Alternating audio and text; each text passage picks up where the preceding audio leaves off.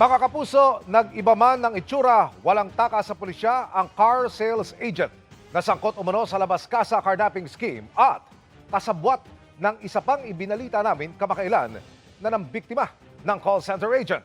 Narito ang eksklusibo kong pagtulong. Makaraang isangkot sa carnapping at masibak sa pinapasukang car dealership. Nagparetoke umano ang suspect na si alias Erica. Kaya ganito ang itsura ng mahuli ng pulisya kamakailan.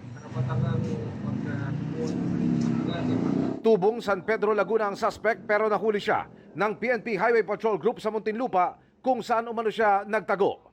Ayon sa pulisya, si alias Erica na isang car agent. Ang kontak ni alias Kat na nahuli kamakailan matapos isangkot sa carnapping modus na kung tawagi labas kasa. Magpapakilala kuno na magiging kliyente, magbabayad ng down payment, and afterwards, nanakawan nila yung sasakyan. Si Erica Puno ay kasama po mismo sa labas kasa and pasalo scheme. Siya po mismo din yung kumukuha or naghahanap or nagche-check sa internet or social media platform ng mga kababayan po nating nagpo-post nito pong kanila pong mga sasakyan. Ang target daw ng grupo, mga call center agent. Kapalit ng 10,000 pesos, hihingan nila ng ID at iba pang requirements sa mga biktima. At ito ang kanilang ipapasa for approval sa financing sa kasa. Sa oras na mailabas na ang kotse, hindi na nila babayaran ang buwan ng hulog at tatangayin na nila ang sasakyan.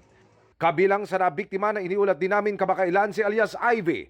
Nakausap pa raw niya ang mga suspect nang hanapin niya ang sasakyang nakapangalan sa kanya.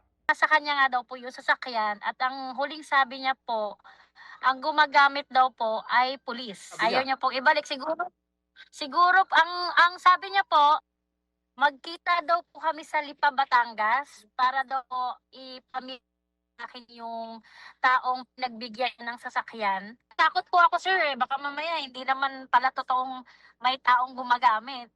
Pinaghahanap na rin ng HPG ang ikatlong suspect na babae na sabit sa modus na ito. Nagparetoke na umano ito at sinasabing iba na rin ang itsura ngayon. Panagutan po nila yung mga ginawa nila at the same po, maibalik sana po yung sasakyan kasi po everyday pa rin po may pumupunta sa bahay. Patuloy namin sinisikap na makuha ng panig ang mga suspect.